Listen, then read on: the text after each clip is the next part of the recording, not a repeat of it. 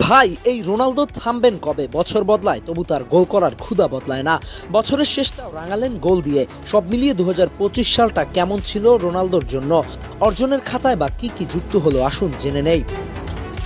Dedication, জেদ আর ক্ষুধার সাথে নিজেকে প্রতিনিয়ত আর উচ্চতায় নিয়ে যাওয়ার তাগাদা রোনালদোকে বানিয়েছে বিশ্ব ফুটবলের সবথেকে বড় ব্র্যান্ড। বয়স ৪১ ছুঁই ছুঁই।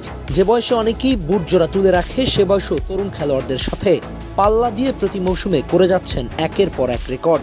২০২৫ সালটাও ছিল না তার ব্যতিক্রম।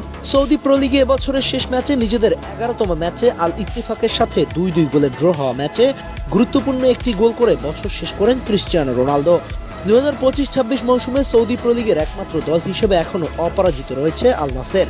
তাদের এমন ফর্মের পেছনে রয়েছে ক্রিস্টিয়ানোর গুরুত্বপূর্ণ অবদান।